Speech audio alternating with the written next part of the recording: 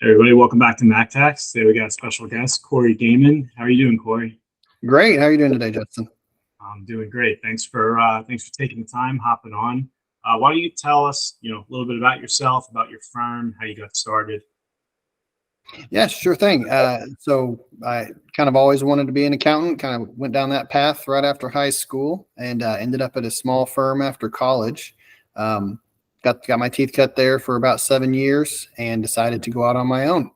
Started with no clients, moved back to my small hometown and just got to work. So it's good to have a built-in network once I tried to start getting started. And grew from there. So we grew through natural growth, acquisitions. We planted new offices, and now we're up to 7 offices around Southwest Missouri. That's awesome. And so you quit before you had any clients. You just said, That's correct. Wow. Part of the key there was moving back home with our family close. So we knew we weren't going to go hungry, but yeah, had to get to work quick. Nice. That's awesome. And then how'd you get your first client? I've noticed a big difference when I work in small towns versus metropolitan areas, and now we have offices in both. And I started out in Springfield, Missouri, which is a bigger small town. I like to say 150,000 or so. So it acts that way. You get used to just telling people about yourself, walking into businesses, and it almost feels like cold calls, but you try to grow a relationship with them. You try to tell them who you are, what you're doing. Fortunately, I moved to an area that really needed it, and so they were happy to see me. That's awesome. Yeah, I remember when I started, I was going like door to door, and it feels a little weird at first, but you get a lot of people who do value it and who are looking for an accountant. Ultimately, I feel like we're always, selling trust, so they want to be able to trust and like the person. Right. And there's always an opportunity. Someone either doesn't have an accountant or someone's not happy with their accountant. So there's definitely always opportunity in this business. I know we were chatting a little bit, before we got on about the, running a firm. It's got to be hard finding people. I'm not sure if it's even harder in your area or if it's easier in your area compared to metropolitan areas. I'm in New York, Long Island. So, cost of living is a little bit higher, but, I don't know if you read the Wall Street Journal. They've had 3 or 4 articles recently about the shortage of accountants, how no one wants to be an accountant anymore, which I find surprising. Not surprising in the sense that I know a lot of people even go into accounting and they don't like the work. I'm wondering why they even went down this road, but I find the field, the work, if you like the work, it's very rewarding. You get to help people in an area where they don't understand, taxes, accounting rules. So to me, it's surprising to see that. What are your thoughts on that? Right. And you're right. It can be a scary world for businesses in particular. It's almost like a foreign language to them on what we're doing and why we're doing it. So I even recognized that back in college. I mean, accounting 102, you would see about half the class drop out after the first semester. It just wasn't for them. And they realized it right there. But once we got into it, to wean out half the class. yes, exactly. Once I got into it and realized this makes sense to me, the trick is finding a way to interpret that to someone that doesn't make sense to. I run into clients consistently that they're very good at their business. They're very good at their craft or their trade, but running the business might escape them, or just understanding that language of the money escapes them. And what we have struggled with, and you're talking about, is just finding people that want to be in this line of work. The hours are long, especially if you do tax returns. It can be very stressful and deadline driven. Lately, there's been a shortage, and you're right. I think you have to have a certain aptitude to do it, a certain desire to put in that type of work. But I also find it very rewarding, like you say. We're helping a business succeed. I mean, our motto here is our vision is your success, and we want our clients to succeed. We want their businesses to thrive. And honestly, I try to take care of my people as best we can. We see that changing environment, less people coming into the industry. We're trying to balance the work life much better than we ever did in the past, and then that our industry has ever done, because burnout that's the number one killer in this industry.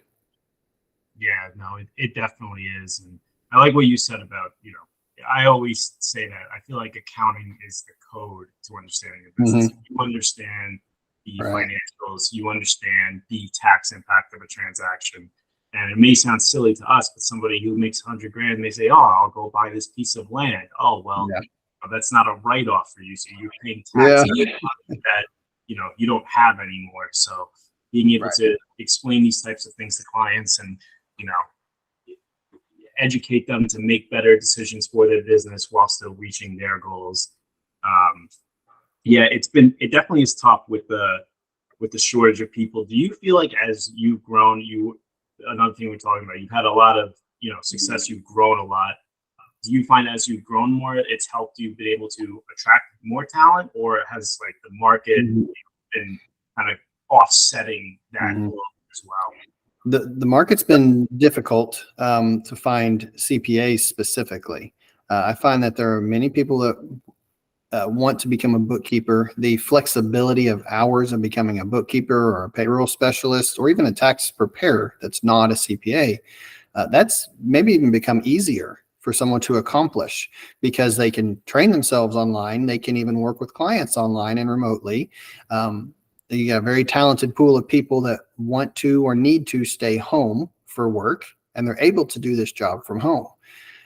CPAs in particular seems to be where the shortage is, and where I'm concerned that, what's the next stage? I think since for the last 20 years, I'm sure the Wall Street Journal alluded to it, for the last 20 years, every year, fewer CPAs have come out across the country.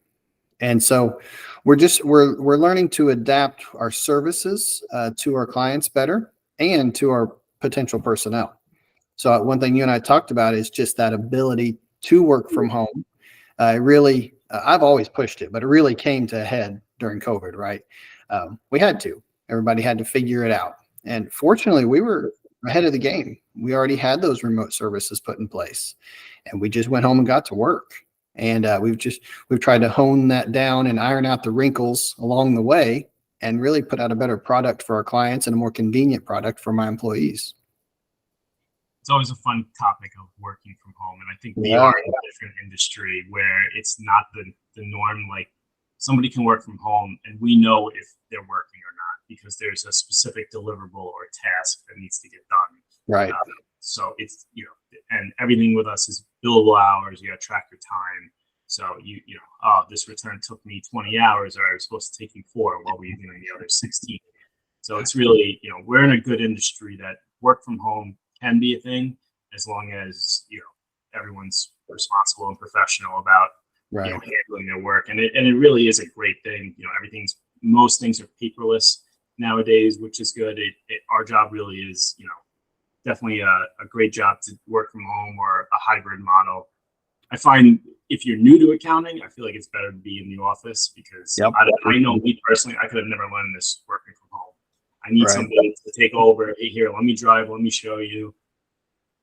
And one thing we've done is even new employees, if they're brand new to us and we don't have that rapport built with them or that trust from a long term, we would like them to come in a little bit first, or at least for some training, get used to everybody. Let us get used to them as well, and build that trust and that relationship. So when they do go home, we know they're working, they're getting a good support system behind them. And what we try to promote them to do is call in and talk to someone, and don't spin your wheels too long. Let's learn as you go along here. Yeah, I feel the same way because you got to learn by doing. I feel like Right. you're never gonna fully grasp tax return until you're in the software struggling and working through it. What is your thought too on the fact that less people going into accounting because of pay?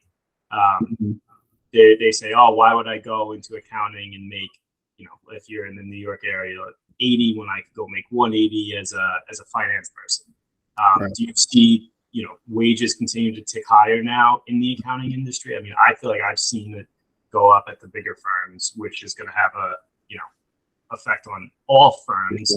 And, doesn't take a genius to realize how this goes. If wages are going up and, firms got to pay more, that means they got to charge their clients more. So I think Right.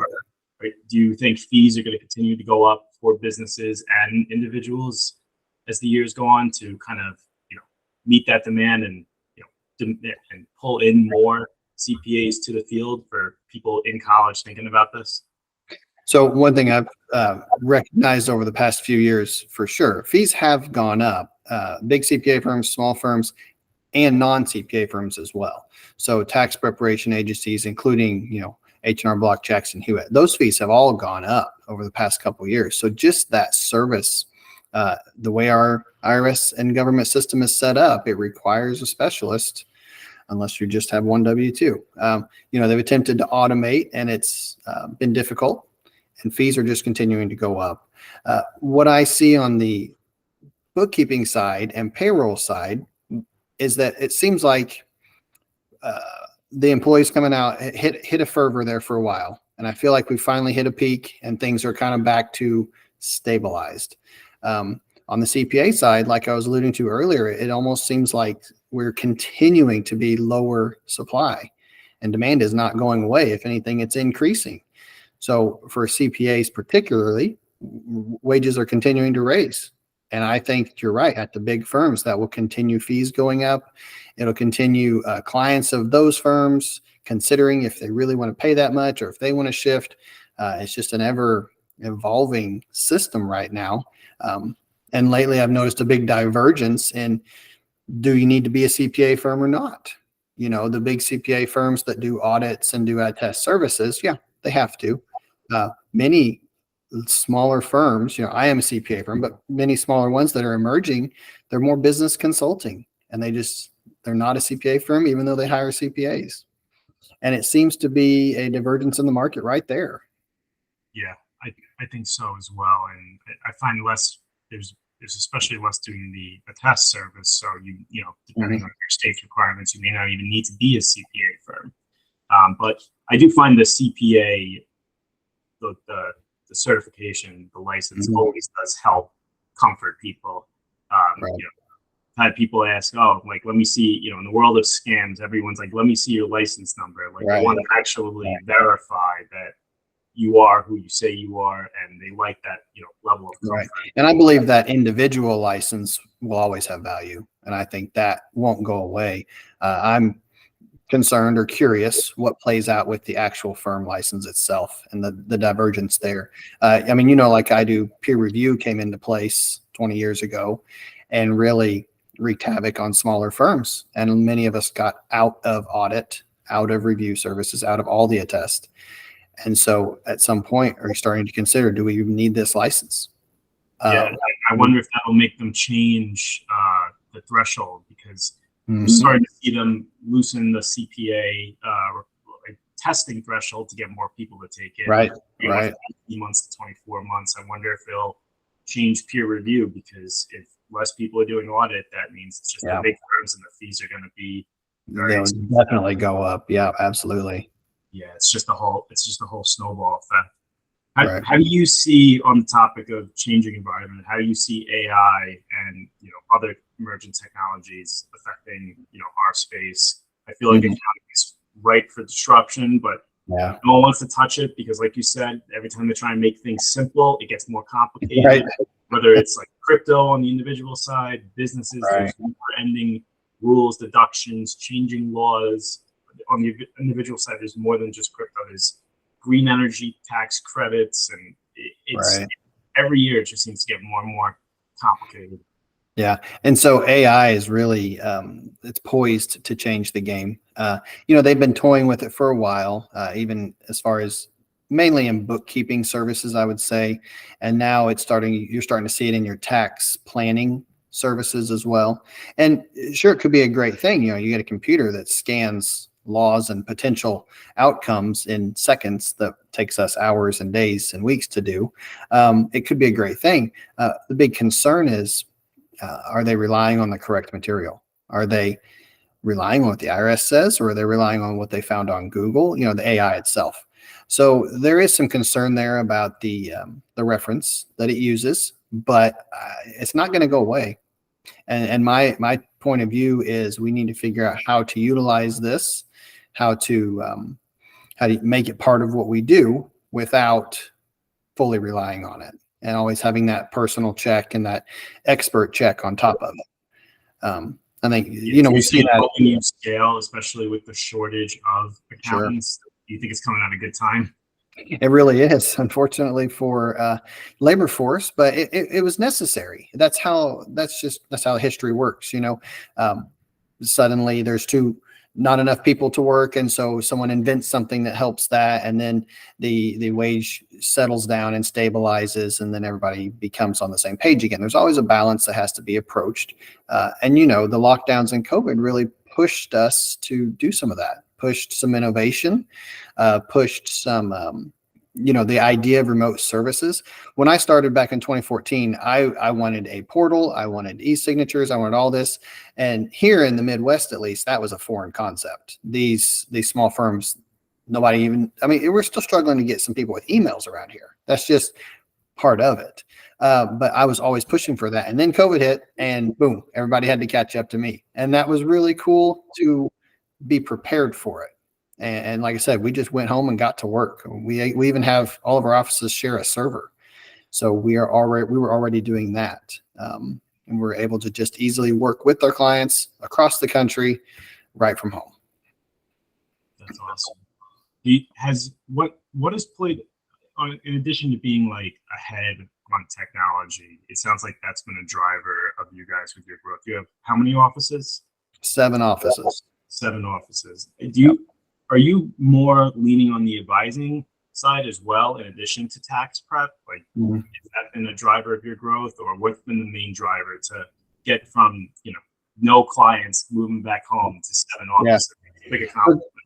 I would say the base is that tax prep, and then bookkeeping to accompany that, and some payroll service, as much as, don't necessarily want to do payroll service, but it's okay. It's part of what we offer for our clients. And our next evolution is getting more into the strategy and potentially even some fractional CFO as we, really had to nail down the base. And now that I've got a good base of employees that can handle that work for me, we're moving forward to more expertise, even some specialized expertise. My recent acquisition is in Tulsa, Oklahoma, and he was a oil and gas specialist. So that's very exciting to have a whole new specialty in the firm. And, he's close to, he's retirement age, but he's got all this wealth of knowledge of personal experience for the last, 50 years, at least 60 years, maybe, in oil and gas. And it's a whole new market that we can jump into. So our advisory. So many particular, oil and gas tax deductions and credits. Right. So that's an exciting area to get into. Always want to learn more about that, and even like the whole farming income as well. Maybe one day down the road, get well versed in that. We are farming specialists, that's for sure. That's around awesome. Here, for you guys, it applies much more out there. Yeah, about 80% of our clients probably have some sort of farm that we need to make sure it's an actual farm and advise them correctly. And you're right. Farming and oil and gas in particular have had pretty supreme lobbyists over the last couple hundred years. And so they have special rules and they have special deductions, and we're here to know those and here to help people navigate those. That's pretty cool. That's got to be a nice niche area for you guys. I don't know, at least maybe it's because I'm in New York. I don't know many people working on farms, farm tax returns. Yeah, it's interesting to get to know, and it's funny sometimes just talking about it, because you're talking about dead cows, 2-year-old cows, heifers, steers. I mean, things that sometimes an IRS agent calls and they don't know what they're talking about. They just know the words, but we do, and our clients do. And then we've grown up here and we understand this. This is the way of life here. So to us, it's normal. That's actually a topic I don't even have written down here, but it's a good one. What do you? The IRS, there's so many times we're sending stuff to the IRS and we're like, there's no way the person picking this up is going to have it's so complicated. Right. They have such limited staff. What are your thoughts on where the IRS is right now? I mean, I know we're seeing, we focus on a lot of crypto clients here as well. Mm-hmm. We're seeing an influx of clients getting notices, particularly the CP 2000 notice of missing crypto reports, and they have these huge tax bills for all proceeds and no cost basis. but it's all automated notices. It's like, and then you call up the IRS, you ask for an extension, the agent, and you may not even get through to an agent. And it could be months. It could be months. You send a response in, could be a year, and then the automatic system shoots out another notice or a delinquency. And when you mailed a response months ago, you got to keep calling and get an extension. What are your thoughts on the IRS with them scaling up, with where they're at? Yeah. I believe the automated notices are frustrating. I don't know if that's a product of AI or how their system works with that. But you get these clients and they'll get a notice, and especially if it's a bill, they're scared, and they really are. And then we can't call the IRS. We can't get a response from them. Months and months are going by, and these clients are legitimately scared and worried, even though we all believe they did the right thing, us included in them, and probably the IRS. And they do know too. The IRS even knows. The agents will say, "Yeah, we know that this is just an absurd number, but they didn't report it." But a lot of people don't even know the reporting requirements. They don't even, my wife likes to make fun of me because I always say this, but crypto is like the first question on the return, but returns are so complicated. Even for us professionals, a regular, individual taxpayer, certainly, they're going to miss things. They're going to not understand certain things. It is quite complicated. And there was such a boom with the retail investment ease of everything, and with Webull and Robinhood and just all those that popped up all of a sudden, and you could suddenly buy crypto, and then you could get a card, right? And you could go spend that crypto. And they didn't realize every single time they did something, it was a transaction and had taxable consequences. We dug into crypto quite a bit as well. I know you have also. And, we've been pushing people towards Zenledger and a few things like that to try to consolidate, try to organize their information. But sometimes they're on 6 or 8 different platforms. And so we have, you got to get it from everywhere. And they don't even know. They don't know what they've done. But yeah, that goes to the IRS from the other side, and they get this CP 2000, and then they get a large bill, and everybody's nervous. Then could be a year go by. So I'm with the IRS. We just need better communication with them. We need better ability to do that. Recently, we subscribed to a service, InQ maybe. We have to pay for it. I've heard of this. I heard it's good. You get a spot on the tax practitioner line.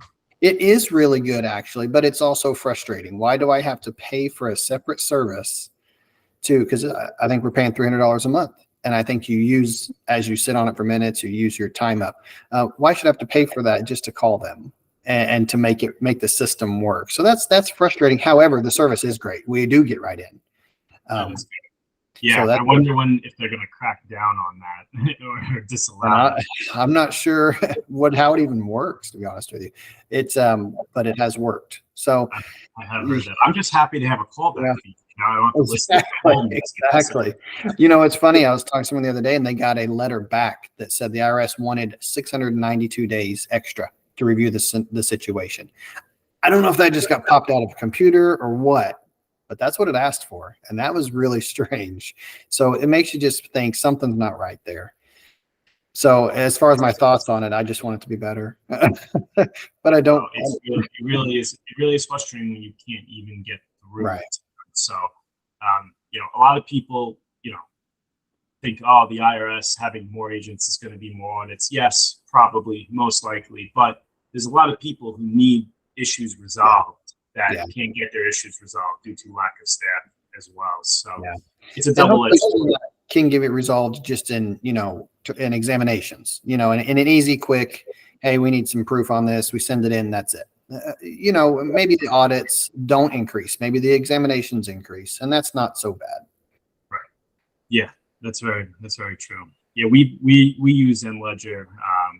We're a tax pro through them, so it's been a good relationship with them, and but it is a struggle getting everyone to get their transactions into the software. It's time consuming. There's a lot of transactions, and like you said, people don't realize every time they transact or they receive crypto as payment or use crypto as payment, all taxable events, and especially if you're a business, you got to get that even more integrated with your QuickBooks.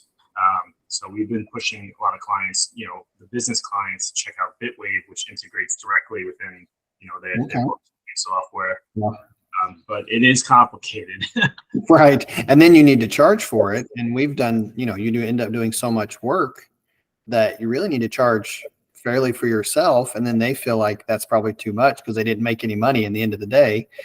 There's a lot of catch-22 that goes on with that. Yeah, crypto is unfortunately, it is expensive when you get into the thousands of transactions. And we try and, the best we can, we try and get them to upload everything to Zenledger. And we say, hey, this is what it's going to cost you. Just telling you up front. And they say, oh, well, I didn't make that much. Well, it's not about making it. It's just about how much time it is to report it to the IRS correctly. There's nothing to do with, gains or losses. Right. And, maybe should have called and discussed with us before you got into it. That's what we always want. We want them to call us first before they make big decisions like that. Yeah. Ain't that the truth? But these are all good points. How do you stay organized with 7 offices and managing a team? How many employees you guys got working for you? How has that been growing you as the operator, managing a team? Mm-hmm. Delegated some of that? You still find yourself in the weeds on a lot of things. Right. How has your role changed? I've been fortunate to find several good leaders, and I have leaders at each office at this point. And then we have a really good mix of ages, of experience levels at each office and across the board. And with us being connected the way we are remotely, we can help each other. So it really does feel like one firm with just 7 different locations. You can feel like you're down the hall from each other because we use Messenger and phone calls and shared server anyway. So it's not that different than if we're all in the same building on different floors. And so the good thing is I've been able to finally start to pull out just a little bit. I don't have to do as much of the day-to-day, but I can advise my leaders. I can stay in touch with them.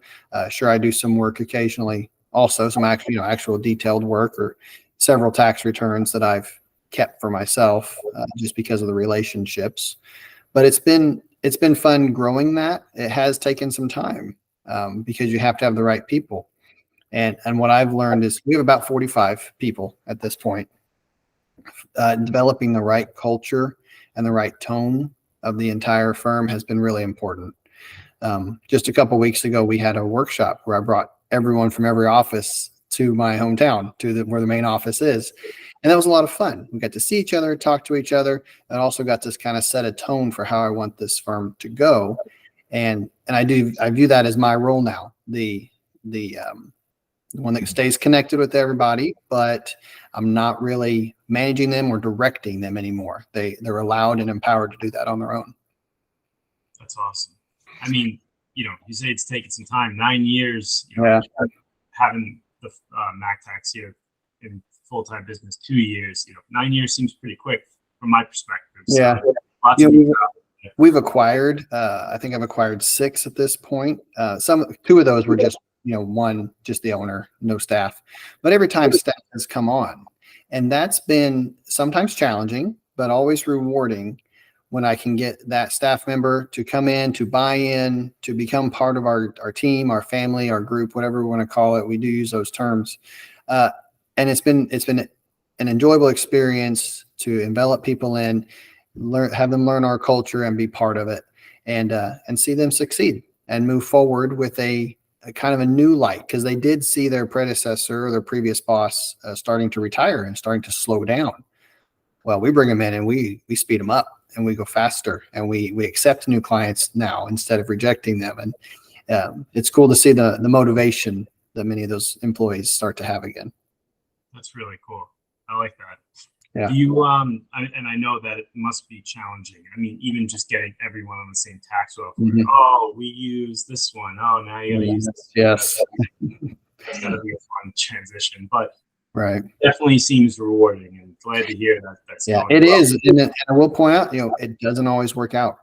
Sometimes employees, it just wasn't a good fit. We've had to let some go, or they have decided to leave, and that's just how it works out. So it's not all sunshine and rainbows at all. It's hard work, and it's occasionally tough, and tough decisions have to be made. But you're right, just all the way down to the tax program. Sometimes that's a big struggle. I've tried to that being almost harder than the culture at some point. Yeah. My first acquisition, I wasn't really happy with mine, and it was just me at that point.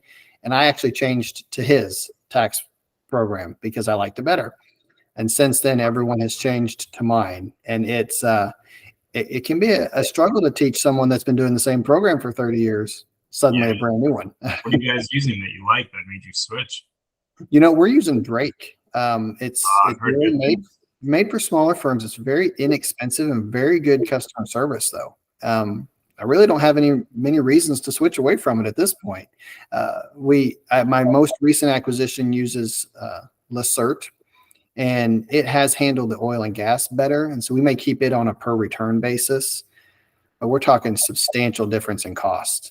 I mean, we have UltraPath, which is the smaller version of like the Go systems for smaller firms, which we were familiar with at the bigger firms, was Go systems and OneSource. Gotcha. Yeah.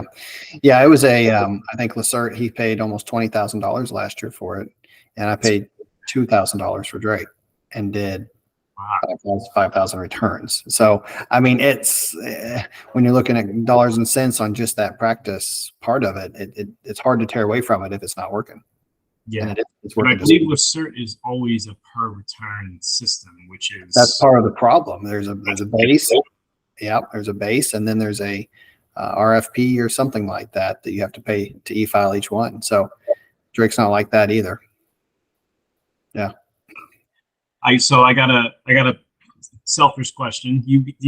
How is your email obsession? You get to inbox zero every day? How do you stay organized? Me, I have like an obsession. It's gotta I get stressed when there's emails in there. Yeah. I wish I did. That's not a sustainable model. I wish I did. Maybe I get to zero once a month. Okay, nice. I attempt it, but if I'm gone for 2 days, it's over 150. If I'm gone for 3, it can get up to 400 or 500 pretty quick. So, how do you handle that? Does that stress you out? How do you stay organized with 7 offices? Again, I've deferred a lot of the communication away from myself and to my managers and to my leaders. And I honestly think empowering those leaders to be able to make almost all the day-to-day decisions at their place is the biggest key. Obviously, there's a lot of trust that comes with that, and you have to trust they will know when it is important enough to call you. So my inbox, clients generally don't email me directly. It turns out to be a lot of other stuff that gets flooded in there. And I try to make sure I get back to clients, or I always encourage them, just because you're right. I am still answering for all the offices at some point or another. So I encourage all clients to copy someone else at the same time. And so it's become accustomed to them that I might not reply back right away. It might be a couple days, or maybe, someone at my office does reply back instead. So yeah, I get you though. When I see it says 500 unread emails, I got to start clicking them and getting them done. Well, that's good. It's good you got, staff and everyone looking after the clients in that sense. I got 2 more questions that I definitely want to ask you. 2023 tax season. What do you think individuals should be expecting? What should they be expecting? So from our perspective, we will have a more streamlined, efficient service for them. And I'm really excited about that. We're getting these offices to function more as one. And that will be a much quicker, faster turnaround and better system for our clients. Now, as far as what to expect from the IRS when the refunds are coming, always a crapshoot there. We're not sure. And there's honestly, hopefully, some good legislation that still might come out that gives us some things to work on. I am excited for a year where there's not a lot of change. With 19, 20, 21, just all of them, something new every year, something new we had to explain. We had the stimulus credits, we had the stimulus checks, then we had the advanced child tax credit. I'm really just excited for a year where it feels much more normal. Last year was better, but I think this year is what I expect that to feel that way. Nice. And any advice for business owners that prior to 2023, anything you guys are talking to clients to be thinking about prior to year end that's like a recurring? You feel like you're just a broken record saying one thing that's going to creep up on some of our business clients, we have some that are very profitable and they do want to buy something every year. I'm not really a proponent of that to just go spend all of your cash to write off your taxes, spend 100,000 to save 20,000 or 15 or whatever. I always want to talk to them about it, see if they actually need it, if they're planning to buy it anyway for their process, and then let's do the timing. However, I'm sure you already know this, the bonus depreciation is moving back to 80% this year. And so we've enjoyed 100% for quite a while now on bonus depreciation. And most of my business owners don't remember or don't know the days of Section 179 where it was actually limited. So I have quite a few. You got to be profitable. You have to be profitable in your activity and then in your active work as well. So that moving to 80% will affect some. Here it's a lot of farmers, and you can spend 400,000 on a combine pretty easily, and you don't need to pay for it. You can put it on credit. So not always the best move to go do that, put it on credit, expect the deduction, or you do get the deduction and you write it all off and then you sell it next year and have to recapture it. So that's going to creep up on some people. And we talk a lot about that this time of year. If you should spend that money or if you should maybe not spend it and hold on till next year, or how to time those things is better. Yeah, the bonus depreciation is where my head's been going to. Hey, all these fixed assets aren't going to be 100% write-off. We're at 80. We're going to be dropping down to 60 even the year after. So it's going to decrease quickly. But there's the 179 available if you are profitable. You can still run that off. The last question I got for you, and I'm going back to a previous topic that we were on. If someone's in college and they're listening to this and they're a business major, not sure where they want to go, what's your 2 cents on accounting to someone in college thinking about going down this path? Sure. So accounting, it's important in two different ways. One way that the industry is needed across the board. So to become an accountant and a CPA, you will always have a job. You can walk in any city, you can go in any region, and you can just work online if that's what your future looks like and have a job. So it's a extremely high demand job and low supply at the moment. So now is a good time to get in there. On the other hand, not everybody wants to be just an accountant, right? Let's say just an accountant. All business really needs that basis. All of my business owner clients, if they'd had one accounting class, we could understand each other better. Just one. So I know many business majors, MBAs in particular, you have to have several accounting classes, but I would encourage anyone that's interested in owning their own business ever, even if that's a photographer or a psychologist, if you're going to work for yourself and be your own business, get an accounting class in there, get the basics down, be able to understand what your tax preparer means by a P&L or a balance sheet, or what's the difference in why can't you write off your loan payments and your principal payments? A couple of those very basic things could help people understand their business better and be more profitable just in general. And it doesn't take a whole degree for that, just a couple classes.